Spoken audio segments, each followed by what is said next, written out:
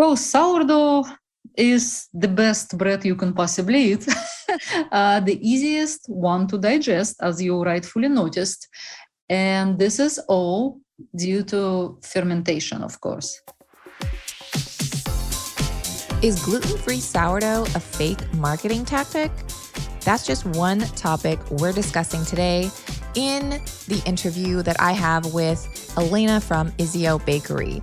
We are diving deep in all things sourdough, fake versus real, how to spot fake sourdough, common myths, and so much more. Today's interview is so inviting. I cannot wait for you all to listen. So let's dive right in. Well, thank you so much, Elena, for joining me today.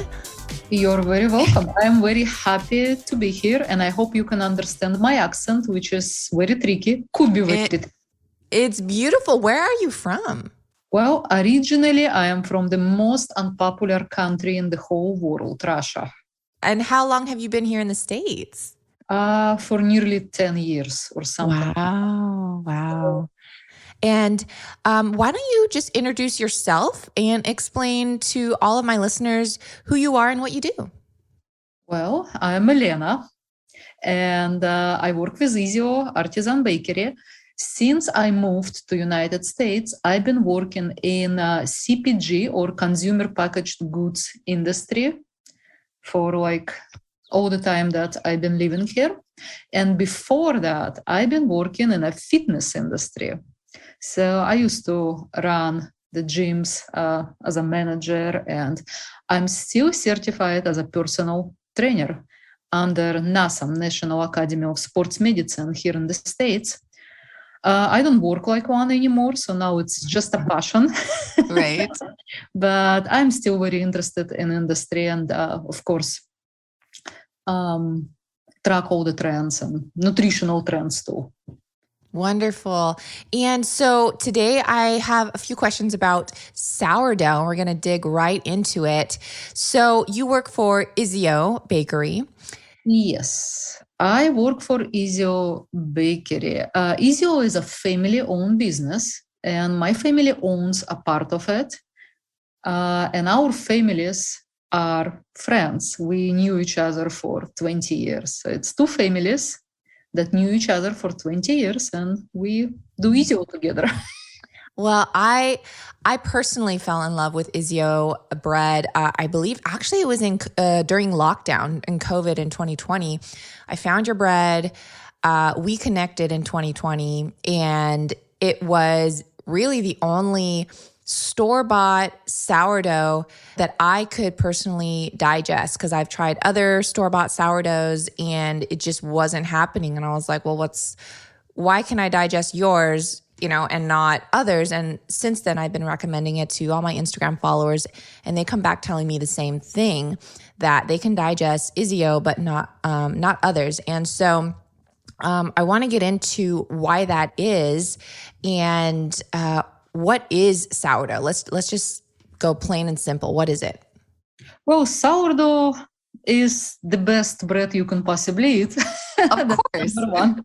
The easiest one to digest, as you rightfully noticed.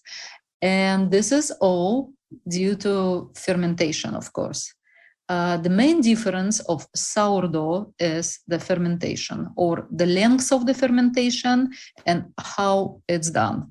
And if we are to talk, about the breads and store-bought breads and how it's produced, let's start from the basics. If you go to the grocery store and, we'll look at the shelves and flip the breads to see the nutritional labels, on most of the breads, you see a periodic table instead of ingredient list. The ingredient lists are as long as, a poem.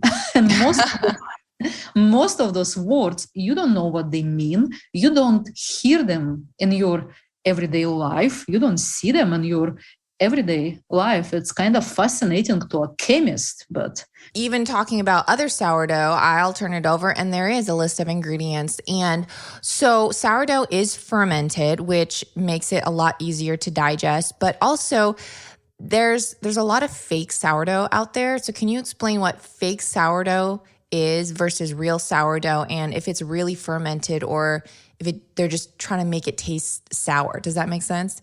Yeah, that makes sense. Okay, so first of all, I am not a food scientist and neither I am a nutritionist.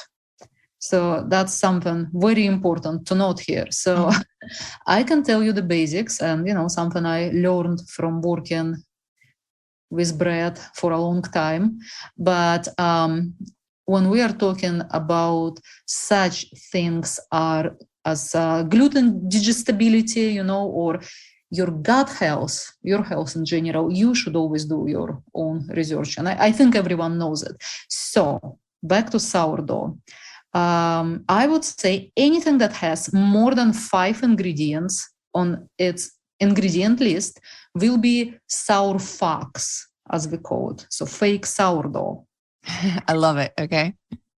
Sourdough typically should have water, sourdough starter or a mother culture, flour, and some salt. And that's it. That's it. So that's it. That's flour, salt. Yeah. Yeah. Mm-hmm. No yeast even, because I've seen that. No. That's a big point in spotting a real sourdough versus sour fox. The yeast. Real sourdough do not have added baker's yeast. Right. It has so-called wild yeast, indigenous yeast that comes with the starters. Most of the traditional bakeries have their starters for, hundreds of years probably. The Boudin bakery in San Francisco, they probably have a starter which is 120 years old, since they started. Wow. How old is your starter? 1994. We started the bakery at 1994, and this is how old our starter is. Wow. And you use the same starter? Yeah, we use the same base. We feed it, we refeed it, because the starter is like a pet. It has a dedicated spot at the bakery to live, and you get in there. It's like a little freezer, not a freezer, but it's a very cold, space. And there are all these buckets with the starter, and you refeed it with some water and flour. It is like a house pet. You make it happy, you feed it on schedule, you make sure it has the right temperature so that it behaves well. So, no yeast in real sourdough. No yeast. Okay. No yeast. Natural fermentation that comes from the interaction of lactobacillus and acidobacillus or whatever is else there in the starter. There are the microbiome of the sourdough starters is enormous. It's enormous. There is a lot of species, but two main are lactobacillus and acidobacillus. Everyone knows those. Yeah. The sourdough fermentation comes with interaction of those bacteria with the carbohydrates and starches and sugars and the flour. So bacteria are hungry, they're ravenous, and they attack the starches and carbohydrates and the flour. They eat them, and those ferment, producing the rice. So this is how the dough rises. Then there is a salt for some taste, and there is some water, and the fermentation time, I would say, from what I have heard and learned, should be at least maybe 9 hours. 9 hours just to ferment. Just like a minimum. A minimum, okay. Some of our batches went up to 72 hours of fermentation. 72 hours. Some of the batches. We are still relatively small bakery, so that we bake in a pretty small batches for the bakery that supplies nationwide. So our fermentation times ranges depends on what flour we get and how the flour behaves and how it responds. So, but Yes, and what happens during sourdough fermentation? The bacteria, hungry bacteria, eat all the bad stuff that flour contains. And let's say, especially the sourdough that is made from the whole grain flour. So our sourdough, Izzio sourdough, is made like half and half or something like that. We use some white flour for the texture, and then we add whole grain for nutrition because it's just better. So whole grain flour has something which is called phytase, if I'm pronouncing it correctly. I hope that. So phytase or phytic acid is a component that is really, really bad for your digestion. It also binds minerals, so minerals like zinc or calcium or magnesium, which good bread is rich in. They are bonded or not being released because of this phytic acid. Also, it interacts with your digestive enzymes, so the digestion does not go smoothly. And what fermentation does, it neutralizes it. So it neutralizes the phytic acid. All the nutrients become bioavailable, and it also eats all the carbohydrates and starches and sugars that are there. And what happens is nutrients are available for digestion. Your guts do not have to work so hard to digest it because enzymes are on point. And then the glycemic index is much lower because of the sourdough process. Let's say sourdough bread will be about 54 on glycemic scale, and the white bread can go up to 90. So I want to just reiterate to my listeners here. So phytic acid is an anti-nutrient, and you can find that in oats. You can find it in nuts. And that's why a lot of people do different things like soaking oats, overnight, or nuts and things. So what the fermentation does, it neutralizes the phytic acid and makes the nutrients more bioavailable in sourdough bread because of the fermentation. And so that's why it is so much easier to digest. And obviously it goes to show. I also want to point out too that we were talking about the time of fermentation, and that I've noticed, and I've done my research, that a lot of the mass-produced bakery, like sourdough breads that you'll find in the common grocery stores will have, first of all, it will have yeast, but second of all, it takes just a couple hours for them to produce it because they're doing it in mass quantities and shipping it out all over the United States to these chains, and it's not properly fermented, if at all. And they're adding like actual like sour flavor to the bread to make it taste like sourdough. And so that's why a lot of people are having difficulty digesting bread in general, or think that, they're getting sourdough. Why is it still really difficult? It's just that you're not actually getting sourdough. No, you're getting sour fox, as they call it. And yes, absolutely. The mass production of the bread or the food is actually the reason why there are so many intolerances and digestive issues now. Because from the commercial standpoint, right, we have to produce a certain number of product per human hour to be able to stay in business. And when we are talking bakeries, most of us bakeries work on a pretty low EBITDA, right? Earnings before depreciation and tax. So let's say we will be working anywhere 8 to 15% of EBITDA will be good for food business like a bakery. So of course there are the squeezes, right? So you try to squeeze more product per human hour.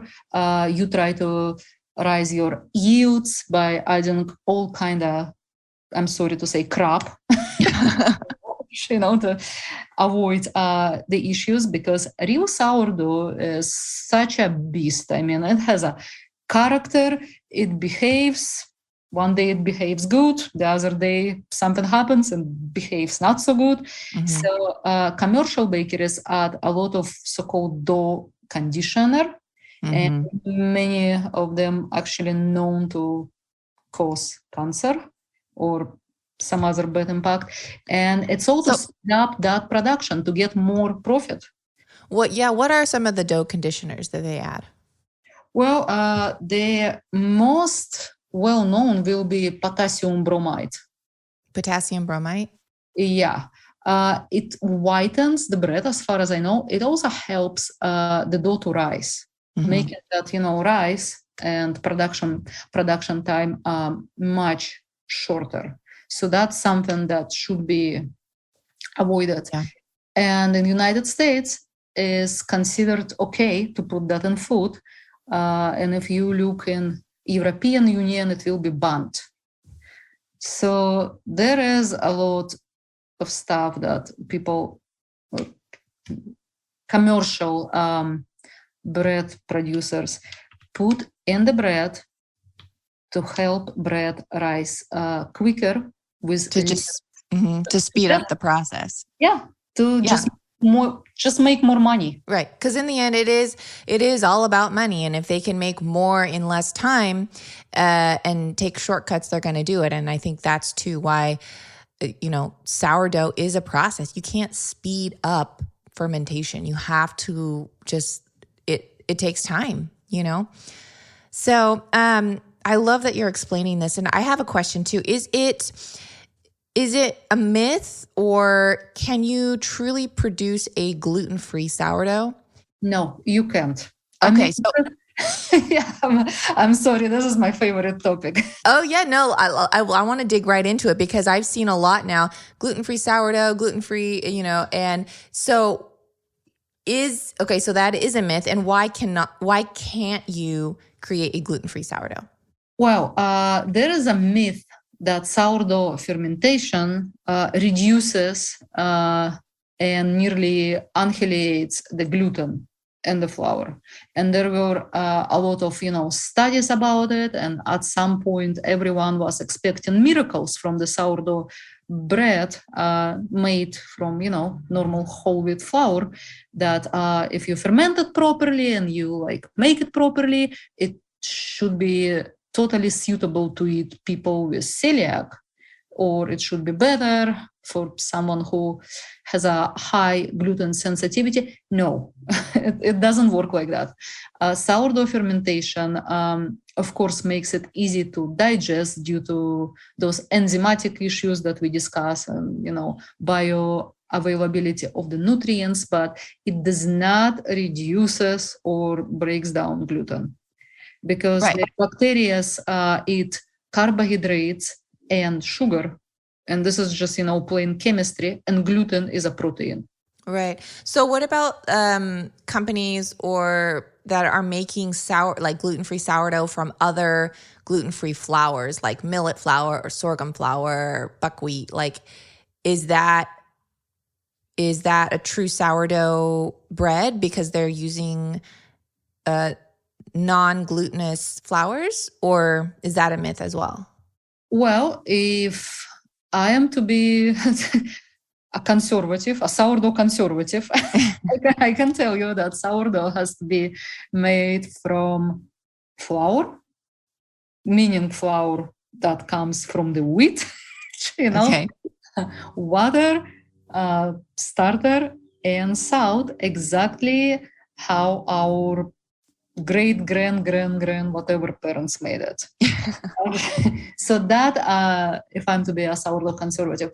However, I'm quite sure that some breads made from other grain sources, or I'm not even sure is millet a grain. That's a question. So no, I'm quite sure there are some good tasting products made from alternative sources. I'm literally, as we're speaking, I'm looking up gluten-free sourdough, right? And a lot of these, I'll just name off one. I'm just looking on Amazon just for like reference here. So millet flour, there's also sugar, there's yeast, which we know that's not real sourdough. There's xanthan gum, there's natural, there's eggs in this. I'm not sure why there's eggs. There's a tapioca flour, there's oils. So they're adding oils. I'm reading off different ones too. Like some of them have different sunflower oil, raisin juice concentrate. That's weird. You know what I mean? They're adding all these extra stuff. And I'm wondering why they need to do that. It usually all, taste, texture. They are trying to imitate the real sourdough bread and make it tasty for American taste buds. American taste buds, yeah. Unfortunately, American taste buds are so, they're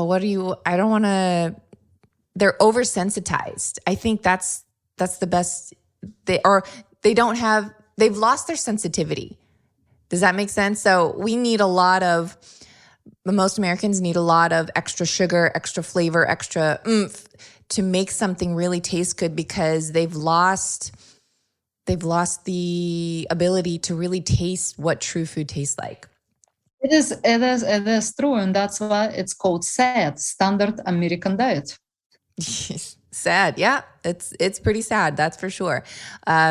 Yeah, I mean, I'm still looking. I'm really trying to find a gluten-free sourdough, and there's just, again, more yeast, oils, gums, sugars, all these things. And they're actually adding enzymes, which is interesting. Enzymes are one of our flagship products. 24-ounce sourdough has some enzymes added nowadays. Okay. So is that okay? Well, it's not ideal. It's not ideal. We have an organic version, for example. Organic version has no enzymes. It has water, flour, and sourdough culture, and that's it. Enzymes, how that happened is that we all talk about global warming a lot. And there are implications of global warming that are seen now already by people like us who run a food business. Couple of years ago, our flour has started to dramatically change. Meaning we were doing everything the same as we used to do. And Izzio does not like to change the recipes. I tell you, we are sticking to the recipes, original recipes, as much as we possibly can. So a couple of years ago, we were doing everything the same recipes, same everything, same handling of the starters. All of a sudden, our loaves started to have this giant tunnel holes. So if you cut the loaf, it will be like hollow inside from the holes. The dough was just tearing up in the oven, could not hold, and we got a lot of complaints from all kind of customers. Like, hey, I bought my favorite bread and I cannot even make a sandwich because my cheese and meat is falling through these holes, Mm-hmm. So that happened because extremely dry and hot conditions altered the protein compositions in wheat. It made it weak or not strong enough to bind when we bake. So there was also something with the enzymatic activity. So that's why our dough was just tearing in the oven, forming those holes, and we were in the danger of going out of business. And when I'm talking about dough conditioners as the potassium bromates that are very harmful for humans, mm-hmm. First property is actually strengthening the dough, making it strong. So for us, we would never put anything like that in our dough. So I guess our bakers found an alternative to add a little bit of enzyme that is similar to what you produce in your digestive. So interesting. Yeah. Now I want to just switch gears for a second here, and what I know you have a background in nutrition, and give us a little bit about talk a little bit about carb cycling. Oh, well, I have a background in fitness. I'm not certified as a nutritionist. The only, why I know about carb cycling, because I practice it myself. I'm someone who you can call a meathead. Okay. All right. So what is it? What, for those that don't know, what is carb cycling? Carb cycling, explaining, if I explain it in a simple words, you break down your week in a low carb day and high carb day. For example, with my weight and my goals, I will start my Monday with maybe like 50 grams of carbohydrates. And you have all these apps, and the app I am using is Chronometer, for example, when you track whatever you eat, and you weigh food, which is something is very native to me because I've been doing it my whole life, this whole fitness, competitive fitness stuff. So you track your carbs, and let's say on Monday, I will be eating 50 grams of carbs, which is very little, which is maybe, a couple of salads and a piece of bread, and that's it. Yeah. For the day. And then I will gradually increase it. And in a couple of days, I will be eating 100 grams of carbs a day. Yeah.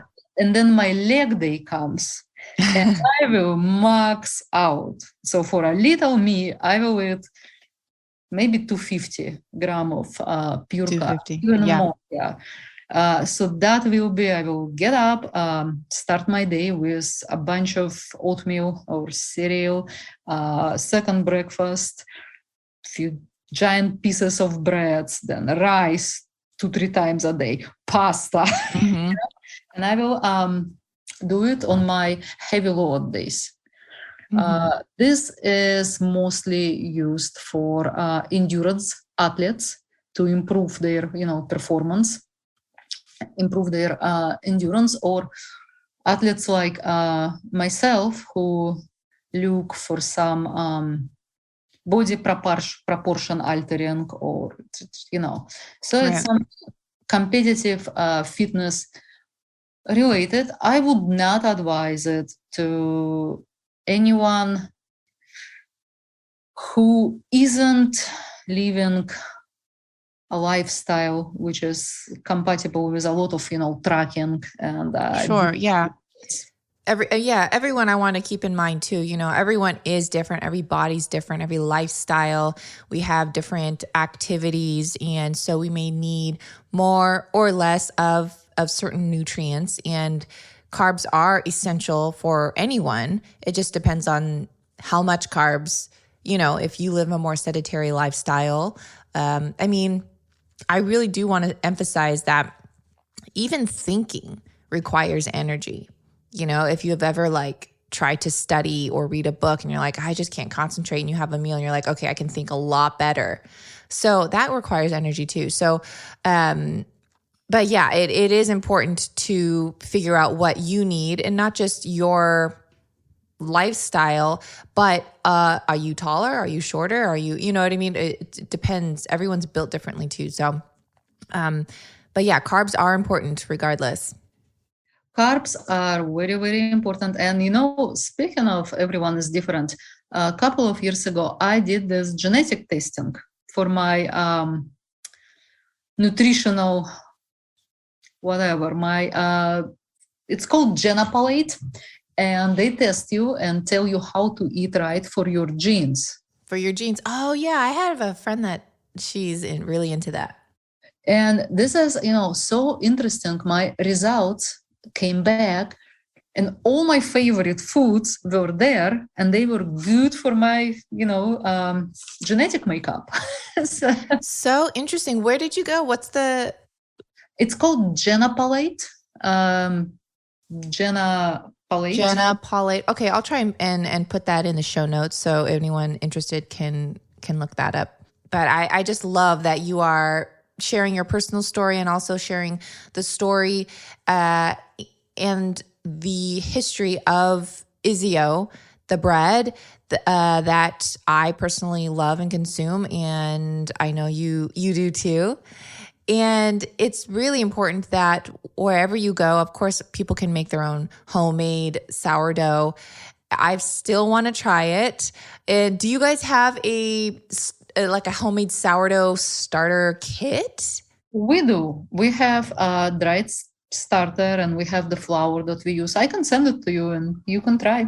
Oh my gosh. Yeah. This is going to be interesting if I'm going to try and make my own sourdough. So if you are interested in making your own, they do have it, but they also have organic certified sourdough, which is amazing as well. We do.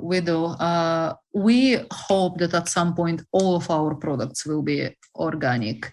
And as you mentioned, that we eat our own products. So all of us, we do eat the bread that we produce. And I can say this as very important memo for all the foodpreneurs or, anyone who wants to go and do something in a food business industry. Is the product you produce or want to produce, can you scale it the way that you will still feed it to your kids? Yeah. And if you can eat it yourself and feed it to your family, then sure, do it. Yeah, totally. It makes perfect sense that if you're in a business, you want to be able to feel confident and feed it to your family. That's what I love about your company, and still family owned. And I love it. So thank you so much, Elena, for joining me today and explaining and debunking a few things on sourdough. Well, it was fun, and I hope everyone will understand my weird accent. Oh, well, if I can, I'm sure anyone can. So thank you so much. Thank you so much. Thanks for listening to this episode of Digest This. If you enjoyed this episode, please leave a review in your podcast app to let us know. If you're ever wondering how you can support me and this podcast, sharing it with your friends and family is the best way. This is a Resonant Media production produced by Drake Peterson and edited by Chris McCone. To email the show, message us at digestthispod@gmail.com. See you next time. The content of this show is for educational and informational purposes only. It is not a substitute for individual medical and mental health advice and does not constitute a provider-patient relationship. As always, talk to your doctor or health team first. If you're looking to take back your health, it's time for you to listen to the Real Foodology podcast.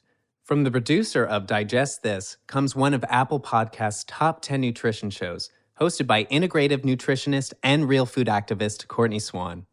The Real Foodology podcast is on a mission to change the way we eat.